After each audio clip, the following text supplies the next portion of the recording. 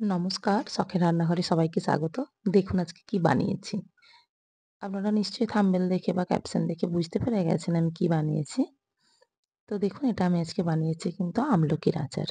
আমলকি খেতে তো সবাই এমনি নরমালি খেতে হয়তো বাচ্চা থেকে বুড়ো হয়তো সবাই পছন্দ করে না। মানে পছন্দ করে, উপকারী প্রচুর কিন্তু সবাই খেতে পারে না। তো এইভাবে যদি আচার বানিয়ে রাখা যায় বা শুকনো করেও রাখি আমরা অনেক সময়। তো এইভাবে যদি আচারটা বানান, আশা করছি প্রত্যেকেই খুব সুন্দরভাবে খাবে এবং মানে ভালোও লাগবে খুব। তো আচার বানানোর জন্য আমি এখানে আমলকি নিয়েছি ৬০০ গ্রাম মতো। এই সময় মানে আমি এক তো সিজন প্রায় শেষ আমলকির। তো এখন খুব একটা বাজারে পাওয়া যাচ্ছে না। এখন দামটাও প্রচুর। তো ৬০০ গ্রাম নিয়ে এসেছিল। আমি সেটাতেই আচার বানিয়ে দেখুন দেখাচ্ছি কেমন লাগে। তো আচার বানানোর জন্য আমি একটা দেখুন ফুটো করা ওই জামের মধ্যে আমলকিগুলো দিয়ে জলের উপর বসিয়ে সুন্দরভাবে ভাপিয়ে নিলাম। একটু দেখে নিলাম সেদ্ধ হয়েছে কিনা। দেখলাম খুব সুন্দরভাবে একদম সেদ্ধ হয়ে গেছে যতটা দরকার। দেখুন জলটা কতটা বেরিয়ে গেছে। তো এটা আমি সরিয়ে একটা থালাতে আমি ঢেলে নিলাম। একটু ঠান্ডা হওয়ার অপেক্ষা। ঠান্ডা হলেই দেখুন কেমনভাবে ছেড়ে যাচ্ছে। খুব সুন্দরভাবে কিন্তু এভাবে মানে ছাড়ানো যায়। খুব ইজি প্রসেস। সেদ্ধ হয়ে গেলে দেখুন কি সুন্দর বীজটা বেরিয়ে গেল। কোয়াগুলো কি সুন্দর আলাদা, আলাদা হয়ে যাচ্ছে। তো ছাড়াতেও ঝামেলা নেই। আর বানানোটাও খুবই সহজ আর খেতেও লাগে দুর্দান্ত। এমনিতে যারা আমলকি বেশ কষা লাগে বা কেমন খেতে পারেন না, তো তারা যদি এইভাবে সিজন চলে যাওয়ার আগে এইভাবে একটু আচার বানিয়ে রাখেন, তো আশা করছি খুবই ভালো লাগবে। আমলকির উপকারিতা তো আমরা প্রত্যেকেই জানি, ভীষণ উপকারী একটি ফল। তো আমলকিতে প্রচুর পরিমাণে ভিটামিন সি আছে, হজম করার জন্য ভীষণ উপকারী, চুলের জন্য ভালো, ত্বকের জন্য প্রত্যেক জিনিসটা আমাদের আমলকির মানে প্রত্যেকটা গুণী। বীজটাও কিন্তু গুঁড়ো করে পেস্ট করে খেলে তারও কিন্তু উপকারিতা আছে। তো এখানে দেখুন আমার প্রায় মানে আমি ছাড়িয়ে নিচ্ছি পরপর করে। আর আমলকি কিন্তু মানে এতটাই উপকারী যে আপনারা এইভাবে যদি ভাত খাওয়ার পর বা যেকোনো কিছু খাওয়ার পর একটু যদি মুখে যদি দেন, দেখবেন আমলকি এমনি কাঁচা আমলকিও ভীষণ হজমের জন্য খুবই উপকারী। অ্যালার্জিতে কাজ করে, ভীষণ উপকারী একটি ফল। তো আমলকির আচার ভাবলাম একটু বানিয়ে দেখাই, বন্ধুদের মধ্যে শেয়ার করি। তো তার জন্যই আমি এইটা আমার মানে প্রচেষ্টা যে দেখা যাক কিভাবে কি বানাতে পারি। তো আশা করছি প্রত্যেকেই ভালো লাগবে। আমার মানে পুরো ভিডিওটা দেখবেন, স্কিপ করবেন না, সঙ্গে থাকবেন। তো দেখুন আমলকিগুলো কিন্তু আমার সবগুলোই প্রায় ছাড়ানো হয়ে গেছে। বীজগুলো আলাদা হয়ে গেছে। কি সুন্দর কোয়া, কোয়া দেখুন। দেখেই বুঝতে পারছেন খুব ইজি কিন্তু ছাড়ানোটা। সেদ্ধটা যদি খুব ভালোভাবে হয় কোনো সমস্যাই থাকে না ছাড়ানোর। তো এবারে একটা আমি ছাড়ানো কমপ্লিট। দেখুন কিভাবে কোয়াগুলো কত সুন্দর ফ্রেশ ভাবে কেমন ছেড়ে গেছে। তো সবটাই রেডি হয়ে গেছে। আমলকিগুলোকে আমি সাইডে রেখে দিচ্ছি। আর বসিয়ে নিয়েছি একটা কড়াই। এবারে কিছু আমি গোটা মসলা ভেজে নেব আচারে দেওয়ার জন্য। প্রথমে দিয়ে দিচ্ছি শুকনো লঙ্কা আর গোলমরিচ দিয়েছি। গোলমরিচটা আমার স্কিপ হয়ে গেছে। কয়েকটা গোলমরিচ দেখুন কালো কড়াই তো বোঝা যাচ্ছে না। আমি প্রায় ৫-৬ টা মতো গোলমরিচ দিয়েছি। তার জন্য এই শুকনো লঙ্কার পরিমাণটা একটু কম দিয়েছি।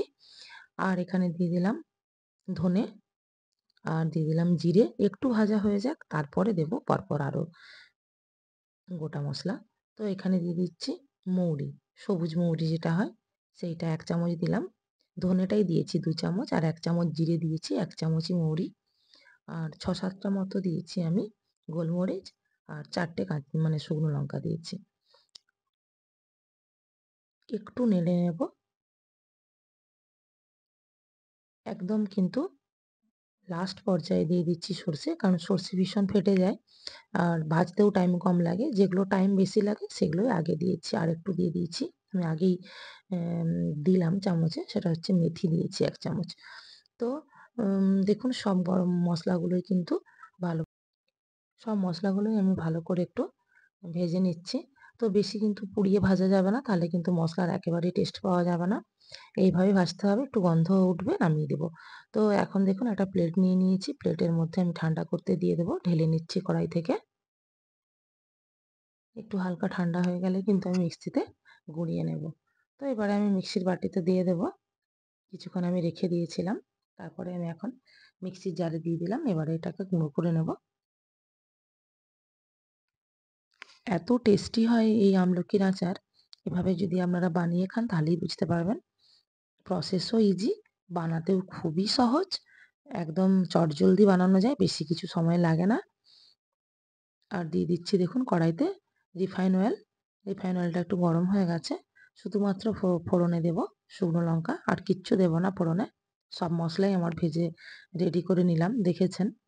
তো একটু ফোড়নটা রেডি হয়ে গেলেই আমি দিয়ে দেবো আমাদের যে আমি ছাড়িয়ে রেখেছি যে কোয়াগুলো আমলকির, সেটাই দিয়ে দেবো।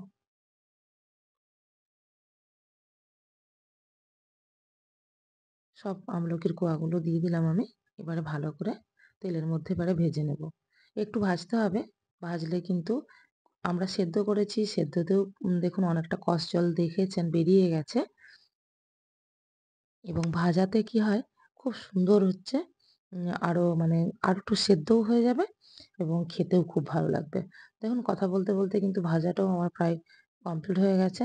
ভাজাটা দেখতে পাচ্ছেন, এবং আরেকটু কিন্তু গলে গেল। যতটা সেদ্ধ হয়েছিল আরও একটু সেদ্ধ হয়ে গেল, কষানোটাও খুব সুন্দর হয়ে গেল। ওর যে আরেকটু যে কষ ভাব সেটাও কিন্তু এতে কিন্তু ভাজার সঙ্গে কিন্তু এটা কিন্তু মানে চলে যাবে। তাহলে কষটা বেশি থাকবেই না। দেখুন একটা বাটিতে আমি আখের গুড় নিয়েছিলাম ভর্তি। তো এতটা আমার লাগবে না, আমি রেখে দিলাম, যতটা পরিমাণ লাগবে দিলাম। আপনারা যখন করবেন বুঝতেই পারবেন কতটা গুড় দিতে হবে।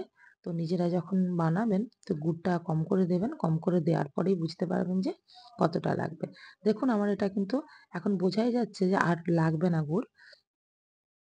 এভাবে তো আর মাপ একদম পারফেক্ট বলা যাবে না। আমি ৬০০ র জন্য ধরুন এখানে প্রায় আমি ৩-৪০০ মতো গুড় দিয়েছি। কারণ গুড়ের ওজনটা অনেকটাই বেশি। হয়তো আমার আন্দাজে একটু কমও হতে পারে বলাটা। তো এভাবেই আমি দিয়ে দিলাম। গুড়টার সঙ্গে ভালো করে এবারে ফুটিয়ে নেব। ভালো করে কিন্তু ফুটাতে হবে।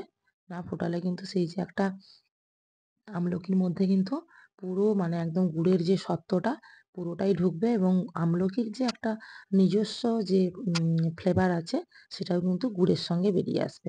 তবেই কিন্তু খেতে ভালো লাগবে। অল্প একটু সামান্য খানিক ফুটিয়ে কিন্তু আমলকির আচারটা ভালো লাগবে না।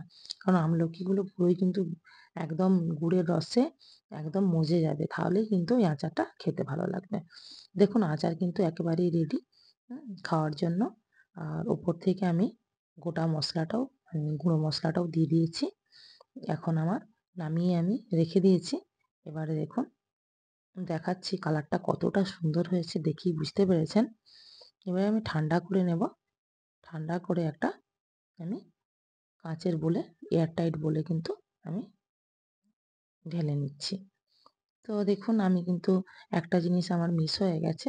সেটা হচ্ছে আমি গুঁড়ো মশলাটা যখন দিয়েছিলাম আমি দেখাতে পারিনি। তবে এটা কিন্তু খুব আগে দেবেন না। যেহেতু ভাজা মশলা সেন্টটা নষ্ট হয়ে যেতে পারে। তার জন্য আপনারা কিন্তু একদম শেষ পর্যায়ে ঠিক হয়তো ২-৩ মিনিট বাকি থাকবে নামাবেন। সেই পর্যায়ে কিন্তু আপনারা সেই সময় দিয়ে দেবেন মশলার গুঁড়োটা। তো দেখুন আমি একটা বয়ামে কিন্তু রেখে দিচ্ছি। অবশ্যই কিন্তু কাঁচের জারে রাখবেন। এমনি কিন্তু নরমাল প্লাস্টিকের কৌটোতে রাখবেন না। তাহলে কিন্তু বেশিদিন মানে রাখা বেশিদিন থাকবে না, নষ্ট হয়ে যেতে পারে।